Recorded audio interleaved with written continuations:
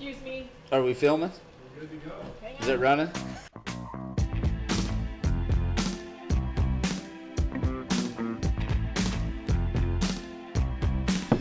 What's up Wednesday? Hey everybody. Last week we talked about acclimation, trying to get you ready for springtime and summer running and racing. Today we want to open up and we want to help you start to look at, okay, as you get out there, what can you do to try to ensure yourself some success? And we want to talk about proper shoe fitting. More often than not, we get a junior high boy in here, and for some reason, he's heard of this correlation between a big shoe size and how much hair you have on your chest. Moms, you know where I'm going with this, okay?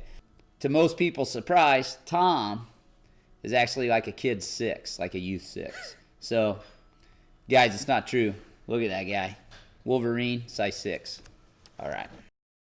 One of the reasons we've never at our store had a shoe measuring device is that every company's different. Sometimes they hit the market and what fit as a 10 last year now fits as a 9.5 or fits as an 11.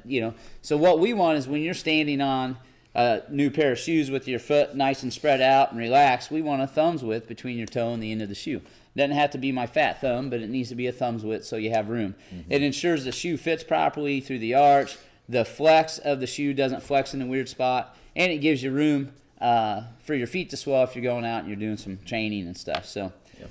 I'm a full size difference in my dress shoes or my Chucks or whatnot versus majority of my running shoes. So don't be surprised when you come in and you say, "Hey, I'm a 7.5," that after we watch you and whatnot, we feel and bump you up a half size. So, first thing. Go in, make sure they fit, have someone professional help you, okay? Mm-hmm. There are a lot of shoe finder guides out there that will tell you what shoe to purchase. What's up with that? Tom and Stacy have extensive research done on these shoe finder guides. So, Stacy, you want to come help us? Let's do you, Tom. Okay. Are you looking for a traditional running shoe? Oh, let's say not necessarily. Okay. Would you like a more minimal feel? Nah. No? Okay. What is your weekly mileage? More than 32. More than 32. Man, you're kicking my butt. Are you injury prone? Yes. Yes, okay. Very much so. So you get 11 options. Oh, sweet. Under Armour Speedform Apollo. Adidas Adizero Adios Boost. Say that 5 times fast. I can't even say it once. The Scott T2 Pilani. The North Face Ultra Smooth. New Balance Fresh Foam 980. The Skechers Go Run. Oh, I'm totally getting in that. Brooks Pure Flow. Mizuno Wave Rider. Oh, nice and neutral for me. Nike Flylit Lunar 2 Plus. Saucony Mirage. Hey, You have run in that. And then those. Also the Wave Inspire. So you could run in either the Mizuno Wave Rider or the Inspire. So I got 2 stability options out of 9. Right. And I think just the fact that they give you 2 totally different Mizuno shoes, that's a what's up with that. I always use the, comparison to cars. So my husband and I both drive Chevys, but I drive a car and he drives a truck. If I took a test like this and it told me I could drive either one of those and use it for the same thing, that would be a huge red flag for me. Just go to a shop that you trust, listen to them. By no means, there are people out there that overpronate that they run in a minimal, neutral shoe and they've acclimated to it. That's awesome. But you need to make an educated guess. If you're someone that's not really going to be working on your form and you really need a shoe that's going to help protect you, make sure you get in the right one. So another encouraging thing to give you is first year running, second year running, you're new to it, check out 5Ks. Everyone wants to get into the marathon. But when you get into this stuff, just know some stats. And so Stacy, the brains behind this ship, has some pretty good info for you. In 2012, there were 26,370 running events, with the number 1 event being the 5K. The number 2 event is the half marathon.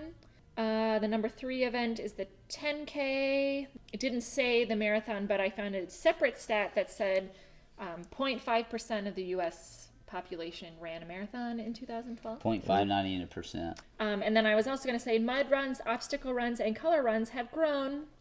It's estimated that approximately 2 million runners participated in these non-traditional It's adventure type races last The year. color run's not an adventure type race. It's an adventure. You're mil. breathing in colored dust. 2 million.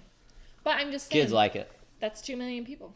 So the point here is, guys, that Cover if that. you're in your first, what we find down here is that in the first 3 years of running, if someone's a new runner, we see a big gain kind of the first year, and then people may kind of roller coaster for a year or two because they're working through injuries and acclimation and addiction of sorts of a sport, and so people get addicted to it. They want to do more and more, and they start to look at, I want to do a marathon, and sometimes maybe you need to wait and hang in there until you've kind of gotten through some of these side steps of injury or fatigue or not being motivated or whatever. And so what we find is, in my opinion, the 4th or 5th year of running, if you're still doing it, that's a great time to do a marathon because you're probably going to stay healthy and do it. The goal should always be for health, in my opinion, not to necessarily get a tattoo, although tattoos are cool.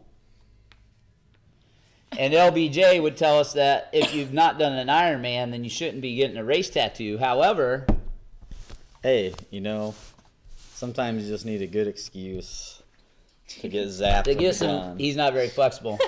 To get some new ink, it's under Certainly. there. All right, so the question for next week is, what races or what events are worth a tattoo? Write in, let us know. We'll tally them up. We'll give you guys the stats. Anyway, kids, go get a tattoo. It's cool. And don't be afraid of a kid size 6. You can still have chest hair.